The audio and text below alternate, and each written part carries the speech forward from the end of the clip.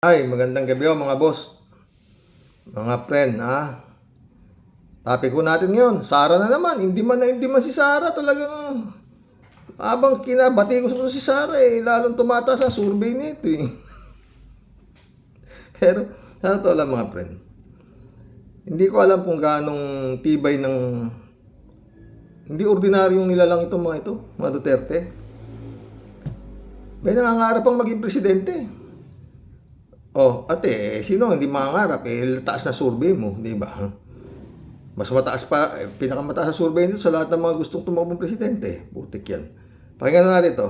Plunder, Raps filed versus Sara Duterte. Sa Ombudsman, si Vice President Sara Duterte ng plunder, graft, malversation at bribery. Meron nung itong 20 hours ago, meron nung itong 75,225 views. Dami, no?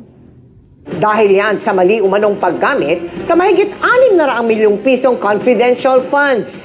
Dawit din ang 15 opisyal ng kanyang opisina at ng DepEd. Nakatutok si Salima Refran. Bulto-bultong dokumento ang bitbit ng iba't ibang civil society leaders sa Office of the Ombudsman na maghain ng mga reklamong plunder, graft. Puta. Nakita ho niyo yun? Bulto-bultong ebidensya. Puta siya. Paano kaya lulusot ito? Puta. Malversation at bribery laban kay Vice President Sara Duterte. Inireklamo rin ang 15 opisyal ng Office of the Vice President at DepEd na minsang pinamunuan ni Duterte. Kaugnay yan ang umano'y mali. Eto, nakita nyo naman, di ba? Nung sa yung Quadcom, no? Talagang makikita niyo kung gaano niya proteksyonan ang kanyang mga julalay. Di ba? Yung kanyang mga alipores. Di ba? Talagang ipaglaban niya. Yung mga nangangabual na yung mga sila Sulaika, Lopez, kung sino. Pag tinatanong nila Beatrix Luis Troy, nagkakantutumba sa high blood, di ba? Oo. Pero yun nga, yung Nolasco, tsaka yung La Chica, hindi ho natanong. Pero ngayon, sama na sila ngayon. Ewan ko mga friend. Pakinggan natin. Paggamit sa 612.5 million pesos na halaga ng confidential funds ng OVP at DepEd. Her indiscriminate misuse of public funds without fear of accountability is outright criminal and a perfect example of the betrayal of public trust. Nakita natin sa deliberation. Father Flavio isa. Ito si Prof. Cielo Magno. Uy, mga nagsampa ng kaso, mahiya naman kayo. Baka naman wala pang mangyari ito. Sa ombudsman yata i-file to. No? O yan, no? Hindi ho pwedeng tablahin nito. Oo. Ng House of Representatives at ito ay sworn statement ng mga empleyado mismo ng DepEd yung abuse sa paggamit ng confidential fund. Alam niyo po, yung confidential fund, kahit sinasabing confidential, may malinaw na parameters. Kita niyo yung bulto-bulto, halos abot hanggang bewang. Paano ito ginagastos? Hindi po ito kitty fund ng mga politiko. Kasama sa mga inireklamo ang Chief of Staff ni Duterte na si Attorney Zuleika Lopez. Tagapagsalitang Ito yung nagwala si Sayad nung kinuntempt. Talagang grabe. Kandiyan nagkasakit. Dalhin sa St. Luke. Ayaw niya sa ordinaryong ospital. Sa St. Luke niya gusto. Puta, talagang grabe. Dito yung nagwala talaga si Sayad. Pinagmumura. At doon nga natulog sa Kongreso, doon natulog si Sayad. Ayaw lumabas. Tibay talaga dito si Sayad. Pero, leading pa rin sa survey. Ito, si Attorney Michael Poa, si Poa. At dating Poa. Vice Presidential Security and Protection Group Head at ilang mga taga-OVP at DepEd. Inilakip ng grupo sa reklamo ang report ng House Committee on Good Government and Public Accountability na nag-imbestiga sa confidential funds ng BISE, kasama na ang mga acknowledgement receipts ng mga tumanggap ng confi funds gamit ang mga gawa-gawa umanong pangalan tulad ng Mary Grace Piatos. Hiling nila sa Ombudsman, silipin din ang bank accounts ni Duterte at hanapin kung saan talaga napunta ang confidential funds nito. Importante yan kasi dyan mo makikita yung flow of money. Yan ang mag-establish ng kaso ng plunder. Paano siya nakikinabang sa mga pondo na dumaloy sa bank account si VP Sara. So magandang magkaroon ng disclosure mula sa Anti-Money Laundering Council. Galit po tayo sa nanggagamit, galit po tayo sa kasinungalingan, galit tayo sa nagbabaluktot ng katotohanan. Walang politika dito. Isa sa ilalim ng Ombudsman sa evaluation ng reklamo bago isa lang sa fact-finding investigation. Kinukuha pa ng GMA Integrated News ang panig ni Vice President Duterte at iba pang inireklamo. Para sa GMA Integrated News, Salima Rafra, Nakatutok, 24. Yan, paling ni Sara Duterte. No comment, sabi niya na. Butik yan. Oras. At kaugnay niyan, sinabi ni Attorney Michael Poa na hindi pa niya natatanggap ang opisyal na kopya ng reklamo. Pero anya, inaasahan niya magkakaroon ng impartial at objective na pagsusuri ang Office of the Ombudsman. Dagdag niya, Puta, inaakusahan niya na agad na may impartial yung yung resulta nung pagsusuri ng ombudsman Putik talaga itong mga attorney na to.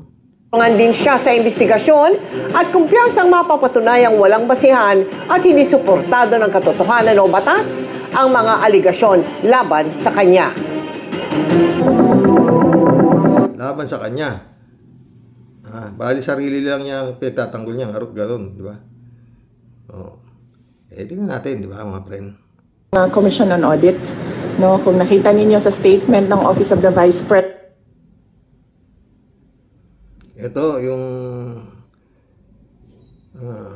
pinagsasabi nito si Sayad. Ayan. Lalaki naman mata niya. Wala raw findings ang COA. Wala pong findings na ganun ang Commission on Audit.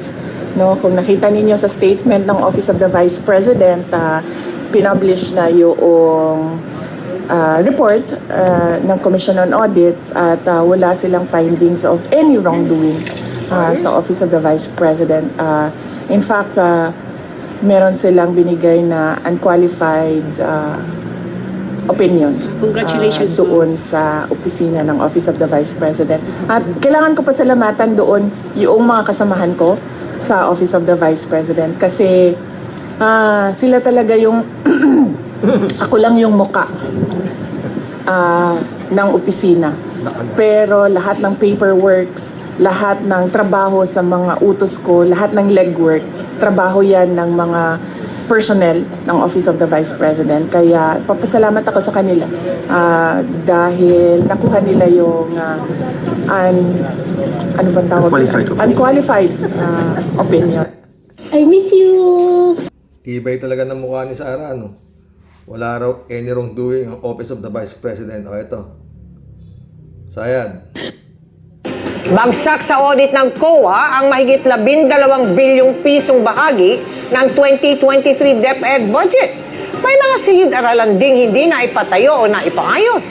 Taong 2023 panahong DepEd Secretary pa si Vice President Sara Duterte, may mga sinitang paggamit ng pondo ng Department of Education, ang Commission on Audit o COA. Sa audit report ng COA sa Department of Education taong 2023, sinabing merong kabuuang 12.3 billion pesos na hindi nakapasa sa audit at kailangang isettle ng DepEd. Base sa 2023 audit report, nagpalabas ang COA ng mga notice of suspension na nagkakahalaga ng mahigit 10 billion pesos. Mga Pero sabi ni Sara, wala raw any wrongdoing yung Office of the Vice President. Mamisira na sa ulo tong kampo ni Duterte. Hindi ko. ng 7.38 million pesos. Ayon sa COA, ang notice of suspension ay mga transaksyon o account na mukhang illegal, hindi nararapat o irregular kung hindi ito may papaliwanag ng husto. Nagpapalabas naman ng notice of disallowance ang COA kapag hindi nakapasa sa audit dahil illegal, irregular, magarbo at iba pa ang pinagkagastusan. Nabibigyan naman ng notice of charge ang isang ahensya kapag kulang ang revenue o receipt na kailangan matanggap ng ahensya dahil sa kakulangan ng appraisal, assessment o collection. Base sa COA report, karamihan ng mga hindi na-settle na notices noong 2023 ay sa DepEd regional offices. Batay sa 2023 audit report sa ahensya, 192 lang sa target na 6,379 classroom 192 lang ang napagawa sa target na 600, no? 669 classroom. ang naitayo ng DepEd noong 2023. Sa 7,550 classroom naman na dapat i-repair noong nakaraang taon, 208 lang ang natapos. Puta, 7,000 na classroom ang dapat i-repair. Ang natapos ng 298. Anak ang puti, ang galing talaga ni Sara, no? Tataas na naman ng survey nito. 135 ang kasalukuyang nire-repair, habang 5,207 ang hindi pa sinimulan. Hindi rin daw natapos ang 76 sa 98 na pasilidad ng Last Mile Schools Program para sa mga liblib na lugar, kahit pa nabayaran na ang mobilization fees na mahigit 200 million pesos. Bagsak Utang ina, grabe no mga boss. Pero ayon kay Sayad, wala raw any wrongdoing ang office of the Vice President. Eto mga pre, tapos to, siguradong maano to, posible na makalusot pa yan, ano ba naman? Yung sinampang kaso dyan, sa Office of the Ombudsman, di ba? Bukod pa doon sa lumabas na si Madriaga na nagtuturo, alam nyo, kung ordinaryong tao lang itong si Sayad, either nagpakamatay na to o nag-resign. Pero talagang sa kapal ng mukha nito, talagang, sino nga ba naman, mataas pa rin ang kanyang, survey. Ito si Topacio. Ano po yung masasabi niyo po sa niluluto nila na impeachment case ulit para kay VP Sara sa darating na February 2026? Inaasahan na po natin yan kasi hindi naman po sila titigil dyan sa impeachment na yan. Sapagkat that is the only way na mapipigilan nila. Sapagkat natatakot po yung kasalukuyang administrasyon na pagkatapos ng 2028, kung sila ay mawawala sa poder, ay mauungkat lahat ng mga kabulastugang ginawa nilang pagnanakaw sa gobyerno. Talagang asang-asa si Topacio na baka siya mag-spokesperson ng Malacanang. His Excellency, siguro naman alam mo na dapat mo ganito. Uungkatin daw lahat ng kabukukan ng gobyerno. Kala mo yung gobyerno ni Duterte malinis. Naku, Topacio. Natutuwa ako pag inaano ni Gadon to tuloy mo, Topacio. At nakikita nila na walang makakalaban, walang makalapit sa ratings ni VP Sara at siguradong Yun ang sinasabi ko. Ang galing talaga ng surveyor. Walang makalapit sa ratings ni Sara. Dapat talaga itong mga survey na to, pahinto na to no? Kasama sa kamada yata to Tuloy mo, Topacio. siya na yung magiging Pangulo sa 2028, takot po sila. Kaya ito lang po ang paraang naiisip nila sa harap ng lahat ng mga ginagawa nila na bumagsak ng gusto, sadsad. Below sea level ang kanilang approval rating, ay ito na lamang ang parang Putang ina, sad na, below sea level pa.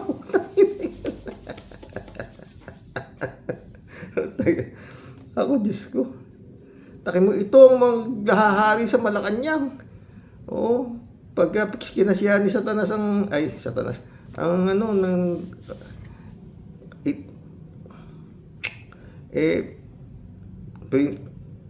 presidente siya ng impyerno, di ba? Sa impyerno talaga tayo pupulutin, pag hindi talaga natuto ang batas, ang lakas ng mga isinampang kaso. Tapos, bukod doon sa sinampang kaso, sa Pebrero, masisimulan siguro yung forthwith na impeachment, no? Ako, hindi ako maasang mai-impeach sa Senado, eh. Totoo. Pero tingnan natin kung gaano kakakapal ang mukha ng senador na mag-a-acquit dito kay Sara, no? Kasi kailangan pag i-acquit mo, meron kang paliwanag kung bakit mo in-acquit. Anyway, nangyari na ho yan, eh. Dahil nga doon sa pinagbutuhan nila, na si Digong daw, karapat dapat na ma-interim release at pauwi na sa Pilipinas. Nanalo ho yung di ba? Yung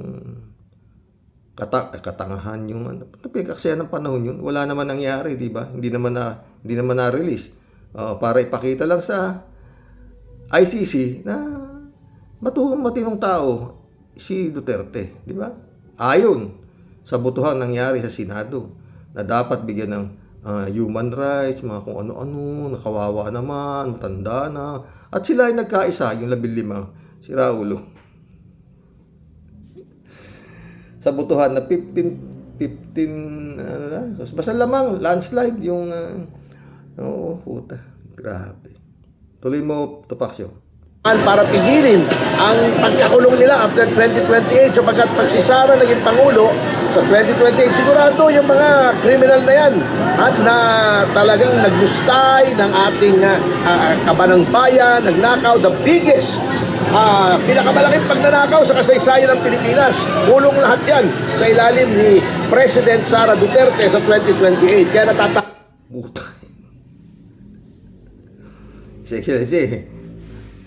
Kaya kailangan ipakulong nyo na ito. So, dahil talaga ito the biggest na pagnanakaw to, lahat pogo, kung ano-anong karasing krimen, ang dami, 51 billion ni Pulong. Yan sinasabi na itong magiging spokesperson, pakukulong lahat kayo. Sinabi ko sa iyo, His Excellency, mata mo lang ang walang latay. Tuloy mo, Topacio. Natatakot na ako, Punta po sila, nanginginig na sila. Palagay ko naiihi na sila sa lawal at di na sila makatulog sa... Tangina talaga. Ayop to. Nanginginig na raw kayo sa lawal, naiihi na raw kayo sa lawal, di na raw kayo makatulog. Dahil malapit nang umupo ang presidente ng impyerno. Nakakatuwa ito sa tapaksyon nito. Dapat to nadidisbar, Attorney, ano pa po yung masasabi nyo na ayon po sa in-interview ko na mga Langaw, Dilawan po at saka po sa kanilang grupo, gusto nga po nila magsampa ng impeachment case kay BP Sara by year 2008. Ang problema, nahihirapan po sila. Inamin po nila. Ano masasabi po sa kanila? Mahihirapan sila ngayon. Kasi ang ginawa nga noon, nung unang impeachment complaint, ang pinansuhol ay yung pork barrel na sa flood control. Nabuking yung flood control ngayon.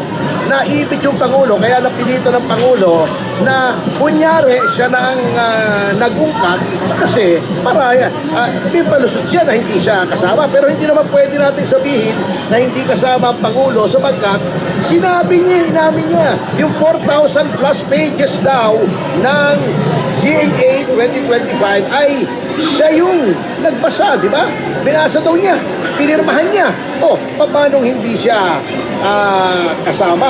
At si Saldi ko na mismo nagsabing, inutusan sila na magkaroon ng insertion. Di ba?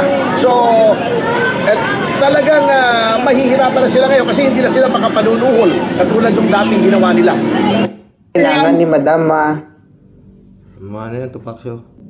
Punta tayo kay Atong Ang, mga boss. Where is Atong Ang? DOJ finally breaks.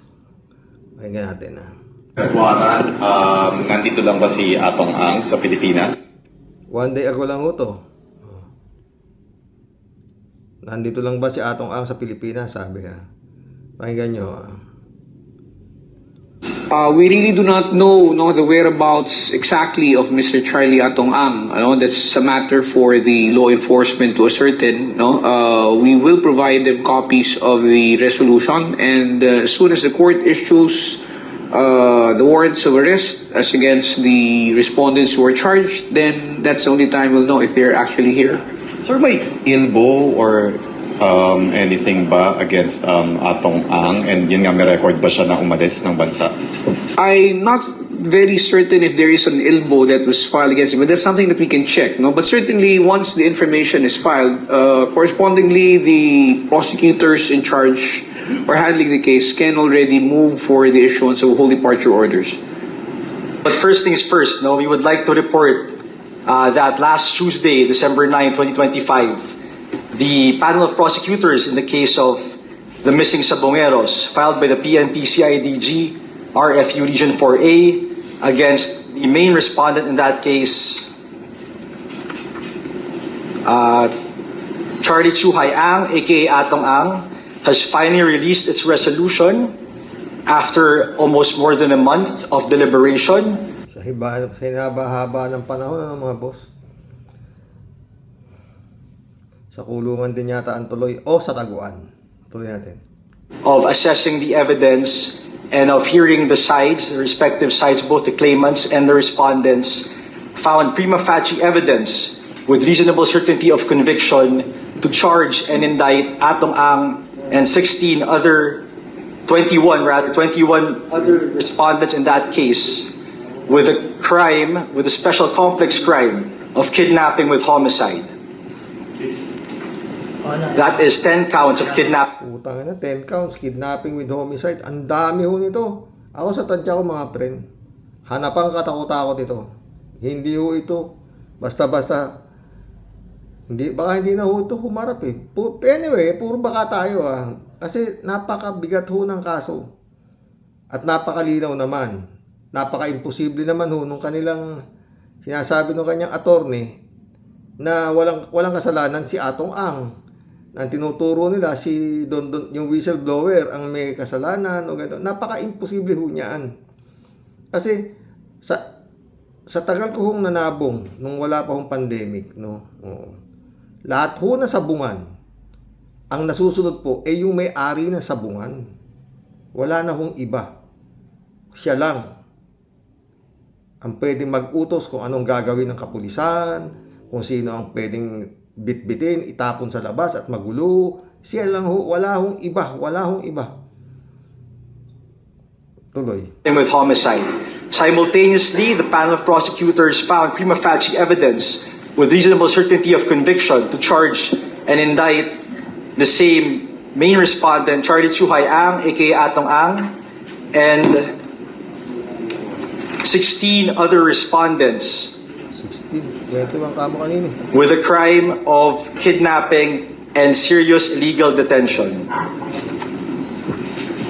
So, these crimes are non-bailable, meaning that for them to be able to post bail, they would have to necessarily file a motion or petition for bail with the appropriate court where the case is filed. And that bail will be discretionary, where the judge will have to determine if the evidence of guilt is strong before it may even decide to grant bail to these respondents. Evidence of guilt is weak. Anong evidence guilt is strong? Kung evidence is guilt is strong, di no bail na sila. Okay, so any questions? Yes, sir. Siguro naman, alam niyo, Senator rito, meron hong mga pamilya na nasuhulan na, ayon sa balita ha, na hindi na nila itinuloy yung paghahabol do sa, kasi taon na eh, do sa kanilang mahal sa buhay, at tinanggap na lang yung offer kung ilang milyon para sila wag nang magreklamo. Sa dami ba naman ng pera ni Atong Ang, sus Mariosep. 34 yan eh. Maski bigyan yan tag 1 milyon yan, tag 2 milyon yan, di ilan lang yan, barya lang kay Atong yan. 34. Times 2 million each. 68 million lang, di ba? Pero mabuti na lang at yung iba hindi tumanggap, pero yung mga tumanggap nakinabang sila ng todo, di ba? Kasi makakuha na ho sila ng hustisya, nagkapera pa sila, no? Pero yun nga, siguro naman kung sakaling baka naman makakuha ng danyos itong mga pamilya, itong mga namatayan, no? Sigurado ho yan, yung mga ganyang klaseng yung sinasabi ni Dondon Patigungan, kinachap-chap, brutally killed, tapos tinapon doon sa Taal Lake. Grabe, pinahirapan ho yan. Walang due process, no? Basta binitbit doon sa sabungan, nilagay sa ganun, puta. Lahat to may katapusan. Itong atong ang nato, hindi ho basta tao yan, napaka-powerful ho niyan, diba? Narito panahon ni Digong, Sabi agad ni Digong dyan, walang kasalanan ni yung may-ari na sabungan dyan. Napanood ko kay Atty. Claire, yung pala sabi ni Digong, gumagawa sila ng kalokohan, di pahala sila. Sabi ganun, mga ganun na lang. Suportahan agad ni Digong yan, Oo. Bata nga ni Digong, di ba? Yun na hindi natin alam. Baka hindi natin alam kung sino ang talagang Sabi nga siya, nakita ko na itong atong ang nato, Mukhang wala ho sa mukha nitong kaya hong magpagawa ng ganyan, Oo, magpapatay at magpadukot. Tapos itapon. Napaka-demonyo ho ng isip ng nag-utos niyang ganyang klaseng kautusan, Di ba? Hindi natin alam pa yan. Pero yun nga, tansya ko, hindi na huli litaw yan. Hanap ang katakot-takot na naman yan. Parang bato rin yan. Hindi raw nila alam kung whereabout ni Atong Ang. Sa dami ho ng pera niyan, Sus Mariosep. Yung farm niyan, ilan manukan lang ho niya, anak ng pating, hindi malipad ng uwak, ilang ektarya, puro manok. Puro manok. Hindi basta-basta manok, talagang mas mahal pa sa buhay ng tao ang presyo ho ng isang manok. Hindi kayo maniwala Kung may presyo ng ang isang manok na ready to fight, na ilalagay mo sa derby, kung 25,000 swerte mo pa kung makabili ka ganun ho. Magkano naman ho ang pusta kasi ng mga yan? Milyon kada isang sultadang ganun, milyon ho, ganun ho. Kaya ho itong atong ang na to, halos nakatihaya na ho sa pera yan, mga boss. Sa totoo lang. Tapos ngayon, no bail recommended yan. Ang dami, 10 counts, puta, ang dami. Mariosep. 21 pa ba kasama niya? 21 o 16, sabi nito. Gaano karami yan, umaatikobong hanapan na naman yan. Baka itong mga naman ito si Isayad, ganun din, baka magsipagtago na rin yan. Sila Sulweta, yung kanyang Sulweta Lopez, na darling niya, sakit ng ulo, mga friend, Lahat may katapusan pag gumalaw ang kamay ni Lord. At kailanman, sa totoo lang, hindi ho nagtatagumpay talaga yung kasamaan. Totoo lang. Pwedeng matagal, kagaya itong atong ang na to, matagal siyang namunini sa pera. Parang, siguro, ang kita ho niyan, lalo na, hawak pa yata nila yung bingo 2 balls, yung 2 balls, parang wedding. Pinakababang kita siguro niya si Atong Ang, 1 milyon isang araw Pag 1 milyon lang, baka masakit ang loob niyan. Isang araw Oo. Grabe, Tignan nyo na lang, Pag gumalaw ang kamay ng Panginoon, wala. Talagang ganyan, Gusto nyo ng sarap ng buhay sa illegal. Pero okay na sana to si Atong. Anong naisip nito? Para ipadukot itong mga taong ito, ipapatay niya. Pwede namang ipa-aresto sa pulis kasi ganun lang naman pag yung mga napatunayan pa dito sa Santiago. Kinukulong ho yan. At nilalagay ho yung kanilang mga pangalan doon sa gate ng sabungan. Kahiya-hiya na ho ang sobrang kahihiyan na yung mga manyonyupi. Yung mga mananakbo na hindi nagbabayad ng pusta. Wala ho akong nabalita na mga ganyan at grabe, papatay mo. Padukot mo, papatay mo. Makikita na lang ho sa yung pangalan ninyo, kunyari, Katsupoy, off limit sa sabungan na to. Makakalat na ho yan sa lahat ng sabungan. Sa buong Isabela na itong tao na ito ay hindi dapat papasukin sa sabungan kasi manyonyope. Yun ho yan. Yun nga lang, baka may kulong pa. May binubugbog. May mga sabungan, mga may-ari na sabungan na pinabubugbog. Oo, binubugbog yan. Yung mga manyonyope. Ang bumubugbog ho dyan, taong bayan. Yung mga sabungero. Oo, nugulpi ho yan. Pero yung patay, wala akong alam dyan. Napapapatay mo. Grabe, torture pa no? Grabe. Panindig balahibo yan. Pwede nga akong ilagay ang kaso na yan kay Atong Ang na yan. Heinous crime. Mass murder. 34 eh. Oh. Diba? At yun nga, paulit-ulit ako. Hindi ho lahat yan. Totoong manyonyope, hindi ho ganun kadali patunayan yung nanyonyope, hindi ho ganun kadaling patunayan yan. Diyos mio. Ulit-ulit. Doon sa nakakaintindi na sabong. Oh. Meron nga ho dyan, dapang-dapa na ho yung manok, dapang-dapa. Palo ho ng palo ito. Hindi ho mapatay-patay yung manok na nakadapa. Kasi ho yung nakadapa, pinakamahirap kong tapusin yan. Kasi ho, ginigit.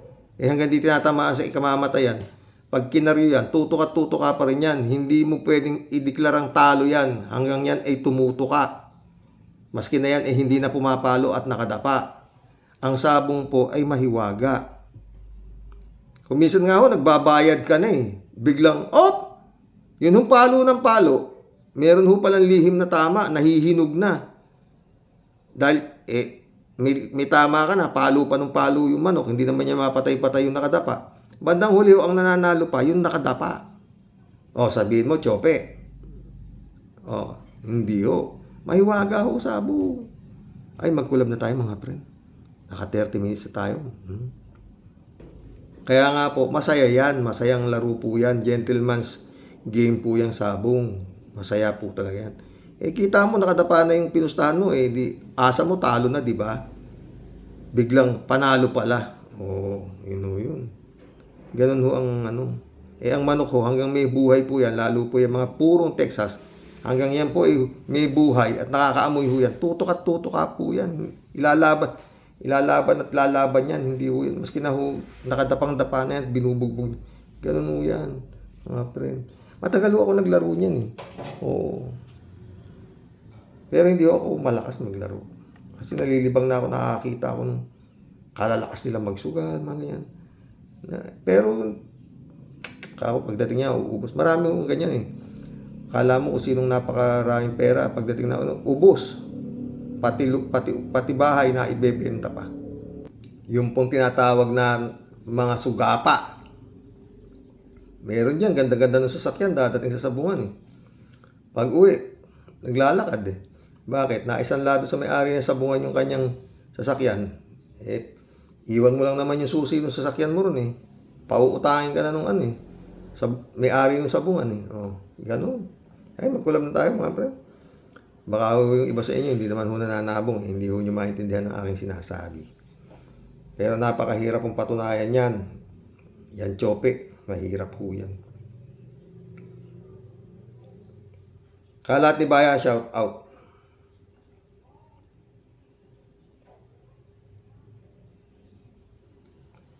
Jerry De La Rosa, shout out. Magandang araw, sabi niya.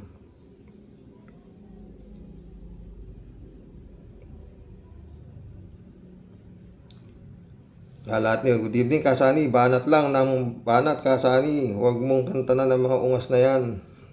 God bless your family, God bless ka lahat niya. Shout out Michael Edwin Mike, my friend.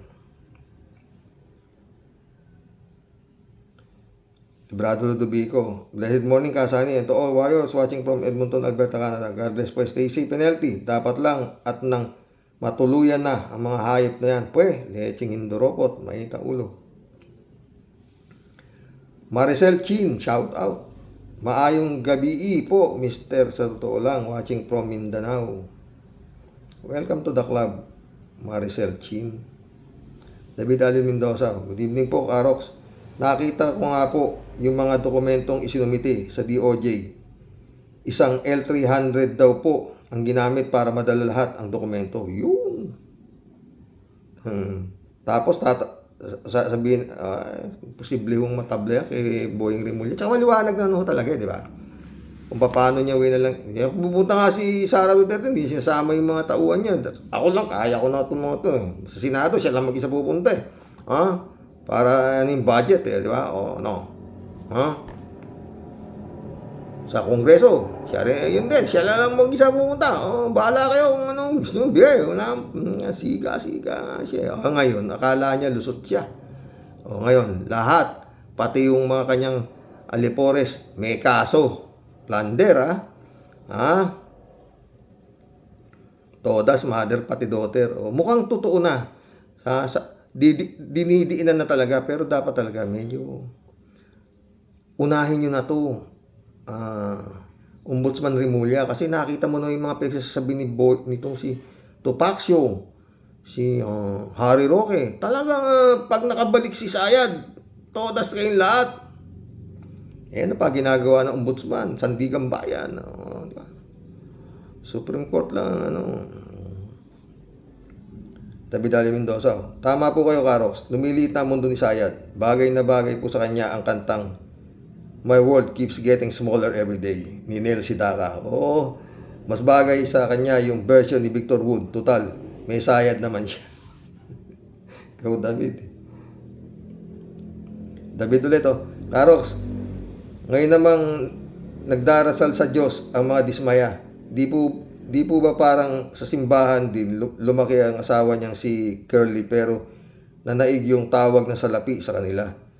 Sa bagay po, natural lang po sa tao ang makalimot panandalian sa ating Panginoon Diyos. Pero dapat po ipakita nila na talagang nagsisisi na sila sa ginawa nilang pagkakasala. Tinapik na po sila ng ating Diyos kaya nasa kanila na po yun kung gagawin nila ang karapat dapat gawin. Dagdag ko lang po pala, Karox, may isang sugo pala ng impyerno na senador na bumubulong kay Dismaya para wag tuluyang bumalik sa ating Diyos. Kilala po natin kung sino yun. Oo naman, Diyos Mariose. Si Piluka Boy ba yun? Eddie Luna, hello Karox. Kumusta na ang magandang gabi, araw sa inyo dyan. Ganyan, Karox. Kung paano gumawa ng saywar si Sara na demonyo, naniniwala ako na maraming nagdarasal sa mga Pilipino para kay Digong nila, pero ang dasal, mabulok ka sana, halimaw ka dyan sa kulungan. Salamat, Karox. Eddie Luna. Eddie Luna ulit, Siguro kung ako ang tatanungin, maaring naawa ako o ibang tao kay Diskaya. Naawa bilang siya ay tao, pero dapat siya ay parusahan dahil nagkasala sa mga Pilipino na nagbayad ng buwis at ang ibinabayad nila ay pinagpaguran nila, tapos na nakakawin lang nyo. Mga papasarap kayo sa buhay kasama ng mga anak nyo. Masarap din buhay nila. Dapat lang kahati din sila sa parusa mo. Salamat, Karox. Buhay. Sabi ko di ba mga boss?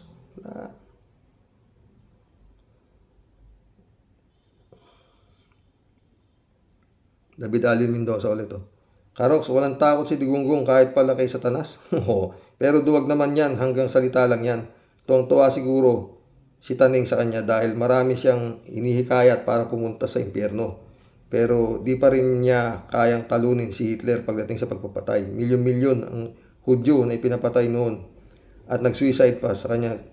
Nag-suicide pa kaya sigurado diretso na sa impyerno ang kaluluwa niya. Ang lamang lang ni Digong kay Hitler ay minura niya ang Diyos at di nagawa ni Hitler. Ito lamang pa rin si Digong, di ba? Ganun kalapit si Digong. Kala mo, ikaw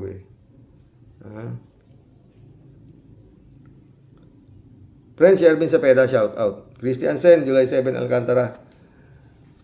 Annalisa Polinar, shout out mga friend, Sabi ni Tia Delio. Alam mo po kasi, Sir Rox, dapat po yan, noon pa sana na naibitin ng patiwarik. Sa dami po kasi sa sumisip-sip sa kanyang lubot, wala pong naglakas loob na yung timawa na yan, makasuhan at dapat naitapon na sa iwaig. Masyado pong natalo ng kapangyarihan ng kwarta. Ang dapat po sana hustisya. Totoo yan. Hanggang ngayon, lumalaban pa yung kwarta sa hustisya. Kala mo. Lahat po sobrang naging duwag at umasa po sa pangakong sumpa ni Sayad na oras na sila ay makabalik. Lintik lang po ang walang ganti. Yun.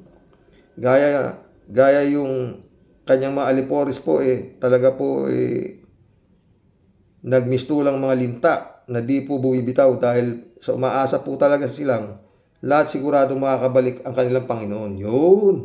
Ang kaso nga, Sir Rox, tadhana at si Lord na po ang naghahari ngayon. Kaya parang papuntang burak po lahat ang kanilang plano di pataranta. Ha?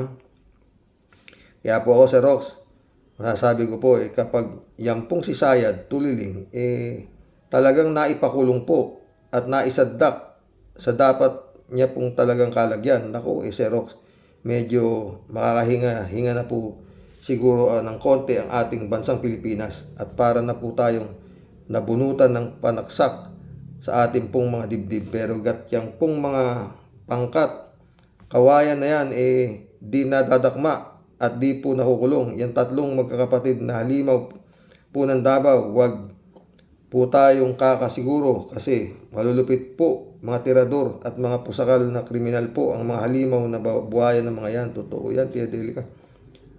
Sila po ang mga malulupit na salot na naghahasik po ng pagkalugmok sa ating pong bayan. Dagdagang pa po natin ng dasal, Sir Rox, at tuluyan na po silang maglaho at wag nang muli pang makabalik ang mga pinutukan po ng lintik. Mga leche, mga bisit, dapat talaga sa inyo ibitin ng patiwarik, balatan ng buhay. Ito na Tia Deli. Lisa Cruz, shout out. Marilo Pabianak, shout out ha. Pastor John Lagon, my friend, shout out. Sabi niya, dami talagang nabudol ng matanda, kaya eto tayo ngayon, nilalabanan pa din ang mga nagawa niyang pagsira sa ating sistema sa buong bansa. Kaya naman ayon siya namnamin ang resulta ng mga kamalian niya na laitin ng ating Panginoon. Totoo. 3J show po. Alam mo, Sir Rox, nakakatawang nakakainis naman talaga ang politics sa Pilipinas. Lalong nakakabanas itong si Barsaga, Kimo, Bato, Harry Roque, Guanzon, Toron, Toryon. Totoo yan. 3J show po nito. Sir Rox, kapag ba may kaso sa ombudsman, like plunder, makukulong ba muna habang dinidinig ang kaso? Siguro.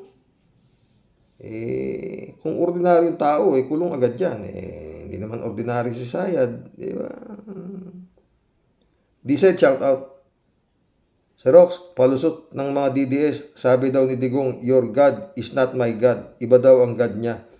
Yung lumikha kay Ebat Adan, ang tinutukoy niya sa mga sinasabi niya, sino kaya talaga ang God niya?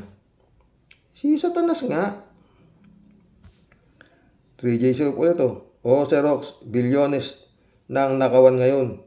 Cheap na yung milyon lang sa kalantaran na wala ng tago-tago. Totoo yan, 3J show ka. 3J show po ito.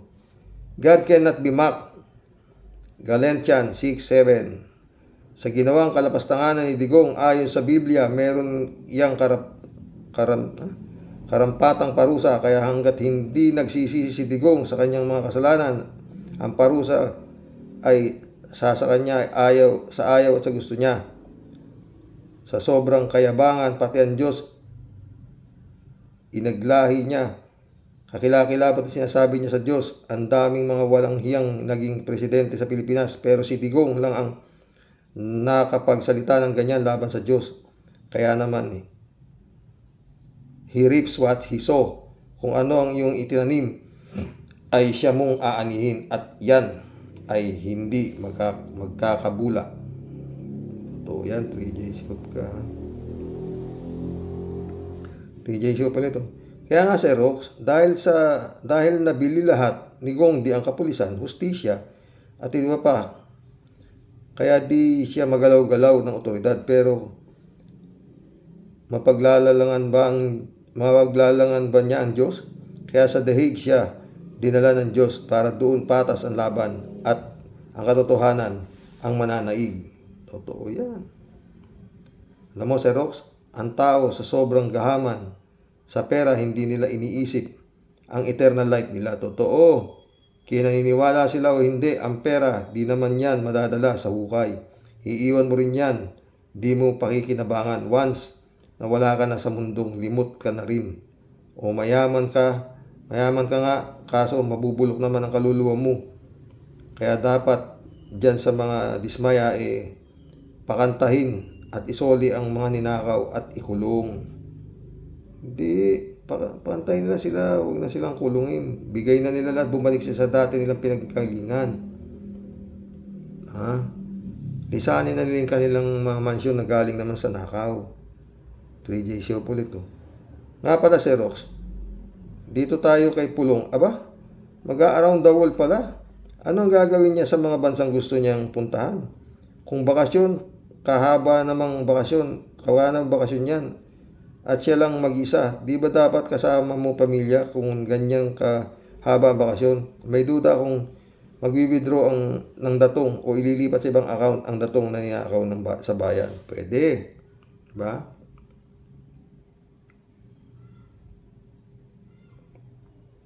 Ano lang yun? Di Luna, oh. Karox, palagi ko, kahit hindi maganda ang mararanasan ng mga anak ni Diskaya, dapat lang tanggapin nila kasi nakalasap naman din sila ng sarap ng buhay. Totoo. Pag-aaral sa mga pagkain, tinitirhan ng bahay, mga nagkagandang sasakyan.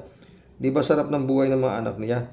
Kaya kahati din sila sa parusa na mararanasan mo ngayon. Salamat, Karox, and God bless you always. God bless, Eddie Luna. Totoo. Hoy, mga ngaruling ako sa inyo, mga friend, ha? Pero hindi pa ngayon. David Ali Mendoza. Ito naman si Inday Sayad. Mema lang tungkol sa inutil niyang ama. Nagpapasalamat daw sa mga dasal ng tao dahil sa mabuting balita tungkol sa kaso niya.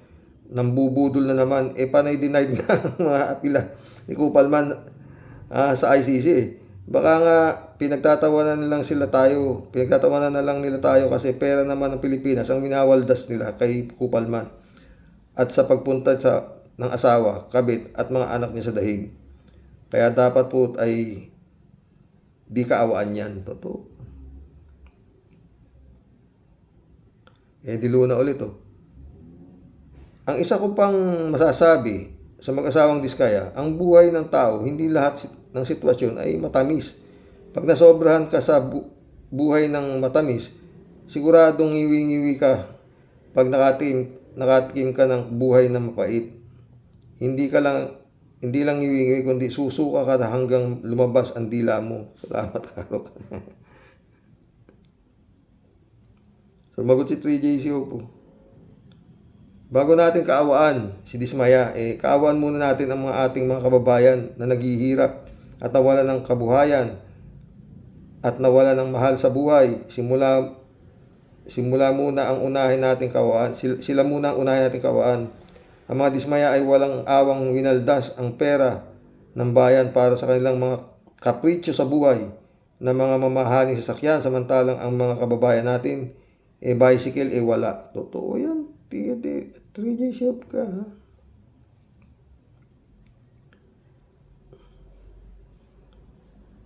Di Luna ulit, oh. Si Sara, tama ang sabi ni Kapersi nung nabubuhay pa. Puro kabaligtaran ang sinasabi ng mga anak niyan. Puro saywar yan. Maniwala ko hindi. God bless, Karox. Totoo. Ang galing nga, eh. Percival Ulip, shout out. Mary Lebron, shout out. Good evening, Sir Rox. No skipping ads, sabi niya. Kalatni sumagot to. Yan, ganyan. You're always the best, sabi ni Kalatni. Kalatni ulit. Salamat. Maraming salamat, Kasani. Pagpakita sa sweetie. Sa boses pa lang, bastante na. Maraming salamat ulit. I appreciate it. Ikaw talaga. Sam AJ, shout out ha. Karox, ang trabaho ko dito sa US, drugs and alcohol. Ganyan ang sabi ng buwang ang trabaho ko dito sa US, drugs and alcohol. Ganyan ang sabi ng buwang na sira ang ulo tulad ni Duterte. Ha? Sam AJ ulit. Karox, pakipaabot kay BBM itong suggestion ko na bigyan ng 50,000 ang mahirap buwan-buwan. Naniniwala ako pwede yan kung bakit dito sa US totoong kayang nangyayari sa amin mag-asawa sapagkat mayaman ang Pinas pero ninanakaw lang mahal na BBM. Pag-aralin mo at forever ikaw ang the best, the last president. Totoo. Rodelia Alpiloro, hello po Sir Rox. Grabe ang balita natin ngayon kay Inday Lustay. Makikinig muna ako sa iyo Sir Rox. Ingat po and God bless your family. God bless Rodelia. Shirley J. Sir, palagi ko Karox, hindi lang flood control project ang connection niyan kay Digong Duterte. 2016 start na sila kay Ayumaman.